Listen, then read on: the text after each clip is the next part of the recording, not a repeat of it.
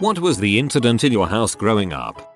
Papa overreacted to his football team losing and did 10k in damages to the house and family vehicles in about 5 minutes. Pretty awkward dinner. Pretty sure he had a bet on them. My youngest brother was born via surrogate. She suddenly decided upon giving birth to him that she was going to back out of the agreement and keep him. He was not bio hers, but UK law says whoever gives birth is the legal mother. She handed him over eventually, but those were some dark days. That incident marred a good period of time in our household. Very draining and difficult for all of us. My birth mother tried to steal me from my adoptive parents when I was a toddler. Cops found me before she even got out of town though. Sent the boys to bed with popcorn for a fun treat. Hear maniacal laughter shortly thereafter. Go upstairs to find one of them sticking popcorn between his cheeks and farting so it came out. Asked what was going on. Both boys in a panic tried to eat evidence, as mother and I watched horrified. OMG, this is the best one. Such a kid thing to do. When I was 6, my mother, brother and I got kicked out of our apartment because my brother was suspected of dealing C. When I was in 6th grade, my dad went out of town for 2 weeks on a business trip. My mom called her dad and brothers to come remodel our house, divide a couple of rooms up to make another bedroom for me, since I was a girl sharing a bedroom with 2 brothers, without telling or talking to my dad about it. When he returned from his trip, he was so furious he left. He talked about divorce and lived in a hotel for 2-3 weeks. I was devastated. Eventually they made up and he came back home. None of us have ever talked about it since. My older sister got a pen of chickens, but she wasn't a fan of the 2 biggest, whitest chickens. Those 2 white chickens laid more eggs, but they were also really clumsy and rough and always messed up my sister's carefully laid out pen. So one day, she barges into my room in a panic, telling me to come look at the chicken pen. We get there and there's feathers everywhere, the pen's a mess, and there's blood all over the smaller chickens. It's the big white chickens, my sister says. They're attacking the others. They've got to go. I was genuinely concerned and called my mom. She walks into the pen, looks around for a few seconds and bursts out laughing. Turns out, all the blood was ketchup and my sister had faked the whole thing in an elaborate ploy to get rid of the white chickens. My family still talks about the ketchup chickens incident to this day. TLDR. Sister didn't like chickens. Tried to frame them by putting ketchup on the other chickens and saying they were violent. For a moment there I thought you'd say that your sister had attacked the chickens herself and framed those two. Glad that it turned out to be ketchup. My brother tried to punch my dad, so my dad put him in a chokehold and knocked him out. I remember hearing my dad say, "You fricked up. Now you're gonna go to sleep. You fricked up. Now you're gonna go to sleep." Freaking brutal. Alright, this one is something I've never really forgiven myself for. My dad used to work really long hours, and when he got home, he would ask me and my sister, who were 8 and 3 at the time, for back massages. I guess this was his way of bonding with us with the little time he was home. And we never took it too seriously. We would jump on his back and play pretend games. This became an everyday thing. And as I got older, I wanted to do other things with my time. I don't remember exactly what I was preoccupied with, but I am fairly certain it was because I had gotten my first Pokemon game. I had gotten over this kind of bonding but didn't want to voice out my frustration because my dad seemed to enjoy it. One day I guess I was a little more frustrated and pushed against the middle of his back, dislodging a disc in his spine. He needed surgery and was in a wheelchair for quite some time. He can walk fine today. He forgave me for it, but I never really did. TLDR. Displaced a disc in my dad's spine when he just wanted to bond with me. I thought your story would end in physically shamming a child. So glad it didn't. My mom had CPS called on her when I was 5 because a USPS carrier for our neighborhood would hear me screaming when she delivered mail and assumed I was being abused. My mom left the front door open to show the letter carrier that I was screaming because she was brushing my hair and that I was not being abused. I was a fussy child. My mom called CPS on herself. I had a weird childhood. We had red Doberman when I was a kid. They had free reign of our property, a few acres in the hills, and at night would come inside to sleep in the living room. One summer, we had the back door open because of the heat. The dogs came in without us knowing. While everyone was asleep, carrying 2 halves of an eviscerated skunk, they proceeded to play with it throughout the night. Couch, rugs, recliners all ended up in the dump. Dang, I miss those dogs, comma. This is my favorite one. I bet the dogs had fun at least. When I was 10, my family and I were held at gunpoint by 3 intruders one night. One of them panicked and whacked my then 9-year-old brother over the head with a machete. He's a bleeder. He bled all over me. I was wearing my favorite pajamas. He lived, but my pajamas did not survive. We were tied up and made to wait until my dad came home. They tied him up, watched a football game, and then ransacked the house, stole the car, and left. Years later, I asked my dad if they were ever arrested. He replied that they were caught and punished, but not by the police. My dad was more like John Candy than Clint Eastwood, but he was fiercely protective of his family. It was Ireland in the early 90s. I don't know why they all watched television. He even made comments to my dad about the football players in a really casual way. I remember at the time feeling calmer about things because I couldn't see them going from talking about TV to murdering us all. We did get our car back. My brother crap all over my room. Not a joke. It was the night before Thanksgiving, and he was home from his first year at college. I'm guessing he came home and wanted to impress all of his high school friends how much of a great drinker he was now. He came home around 2 and came into my room. I think he thought it was his, and then passed out on my futon. He kept making weird grunting noises, so I brought my pillow and blanket downstairs on the couch and slept there. The next morning I walked up to get some clothes, and as soon as I opened the door the smell hit me like the monkey house at Brookfield Zoo. My dad rented a carpet cleaner, and my brother recovered in his own room most of the day. When he didn't show up for annual Thanksgiving touch football game that afternoon, my dad told everyone it was because he has some crap to take care of. The entire scene was horrific though. There wasn't just one pile of crap. There were several little splash of loose stool all over the room, on the futon, across the bridge of a guitar, rubbed into the carpet, and somehow under the windowsill. It also looked as though he had wiped his butt with a sock. I like your dad's statement. I came from a very messed up and abusive household. One day my dad was beating the heck out of my brother and I crept up on him with an aluminum bat and knocked him out. When he woke up he'd forgotten all about beating on my brother and we told him he stood up and hit his head on a cabinet door that he left open. He believed it. I'm always afraid that if I hit someone in the head with something, instead of knocking them out, I'll kill them.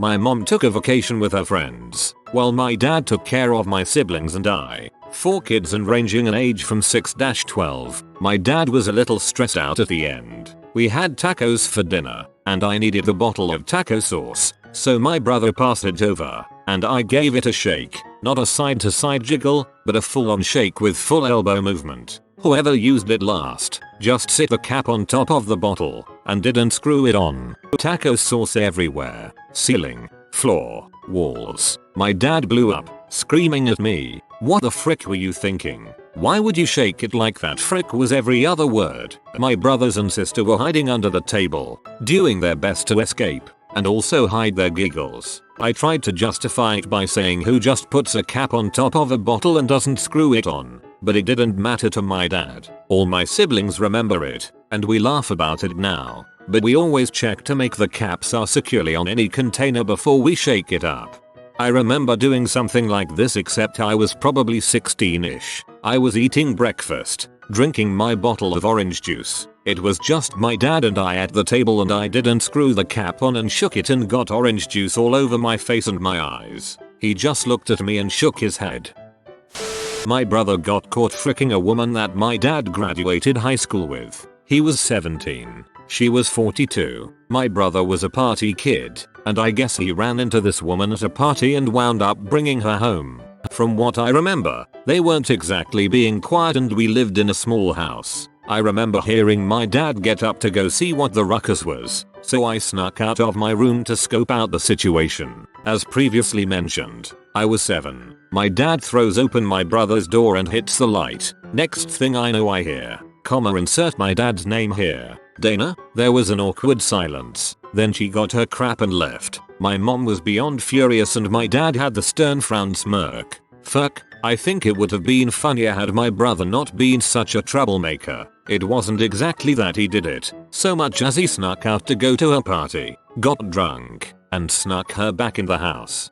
Mr. Brother, with age comes titles. I just went over to my friend's house without asking in 6th grade. In 6th grade, my parents would want me out of the house. Another kid's house was fair game. Dad was arrested picking up a H. When I was 5, my dad was frying potatoes and was arguing with my mum. Halfway through the argument he throws all the burning hot potatoes in the pan at her. Some hit her face. My mum got 2nd-degree burns on her face. That incident was the first time he had ever physically abused her and was the first time I was aware how bad things were. My brother was arrested for DUI on a 49cc moped. The story goes that he walked home drunk, realized he didn't have his house key and didn't want to get an earful off my dad for being drunk, so decided to ride his mope to a friend's house. He was caught less than a block from the house. The police brought him home after he was processed. My sister once punched me in the face when I was 10. My eye was swollen and my parents told me to tell everyone at school that I fell over and hit my eye on the coffee table. No one believed me and assumed my parents were abusive. My dad is an amazing man and a top dad. He used to be a boxer and a bouncer and various other jobs that include standing and taking a beating. So my dad has a lot of depression and it builds up to the point where he just obliterates something in the house like a door, the garage or a table or something. Well, one time I come HME from work about 3 AM, was a bartender, and he's just shaking in the kitchen. I walk up to him and he turns around, tears in his eyes and just says today was tough, gives me a huge hug and walks off and puts his head through the car windshield. It was a crazy day. Your dad sounds like a beast to be able to do something like that. Sorry to hear he was having such a rough time. Hope things have improved. Maybe when my brother, then 5, came up behind me, put a belt around my neck, pulled it tight, and dragged me around the house as I turned purple. I was maybe 3. I remembered being unable to scream, and my mom screaming my brother's name once she finally noticed. No children were stolen by my sociopath brother. I was probably about 12 or 13 at the time. We were living in a nice suburb on the west coast of Canada. It was a really friendly, generally crime-free, barring the occasional drug offense, area. But one night, just after my dad had gotten home from work, some buttholes tried to break in. Let me start off by saying there were 3 of them and they weren't good at being quiet. They broke a window but timed it just as a plane took off. We lived near the airport, so only we could barely hear it. Before we could do crap, they hear us talking upstairs and rush up to where my dad, pregnant mother and I were watching TV together. One of them pulls out a knife and tells us to stay still and not make a sound while another goes to grab some tape or something. So while their buddy was looking, joke's on him, all our tape and stuff was in the garage. The guy with the knife starts acting all cocky and saying crap like I'll sell the unborn child for extra money. Paraphrased. Can't remember exactly what he said. At this point my dad has had enough. Gets up while the dude's distracted by his own massive ego and headbutts him in the gut. The guy drops the knife and falls to the ground. My dad kicks the other guy in the dong and then proceeds to beat the crap out of them for a couple seconds while screaming stuff like nobody's going to hurt my family. The other guy who went to look for tape didn't even come to check out the situation. He booked it and was caught by the cops shortly after. Other 2 guys were arrested too and my dad didn't get charged because it was self-defense. This is also the same man who punched a guy in the face for trying to threaten him when he opened a new garage after we moved. My dad didn't take any crap. Your dad is everything I want to be as a parent. My brother and I was 7 and he was 5, were playing with hedge clippers outside in a field. I was holding a dandelion for him to cut, and he missed the dandelion and got my right pointer finger instead. I didn't lose it, but I have a really nice stitch scar and fricked up fingernail as a result. I have a scar on my right pointer and right middle finger from the exact same thing. Me and my sister, me being 7 and my sister being 6, always fought growing up. It got so bad that at some point we were threatening to stab each other, which after a while actually happened. She stabbed me in my stomach and I sliced open her arm. Both needed stitches and therapy after. I think you both needed therapy before. My house caught on fire when I was 6. and we had to live in a camper for a year, so I guess that's it. The time my older brother called our mom a bee at the dinner table, so my dad knocked him backwards off the chair and made him eat on the floor. Threw a plastic Thundercats shield at my brother and hit him in the eye. No Nintendo for 2 whole weeks.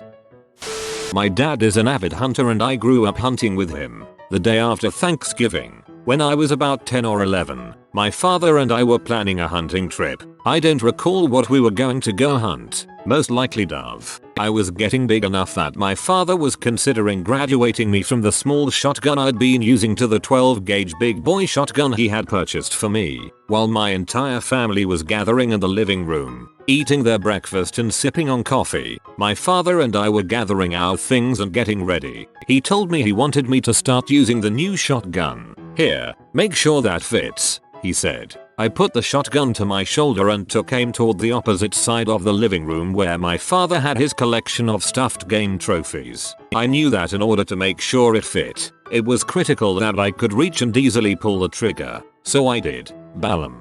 It turns out that my father, when last cleaning the gun, had loaded 4 shells and only taken 3 out. I stood there in horror with my entire family frozen in fear because I'd just blasted buckshot within 10 feet of all of them. On the bright side, the stuffed duck that I was aiming for on our living room wall was blown all to heck. The bad side, so was the water heater just behind that very same wall. And that, kids, is why Christmas is my favorite holiday.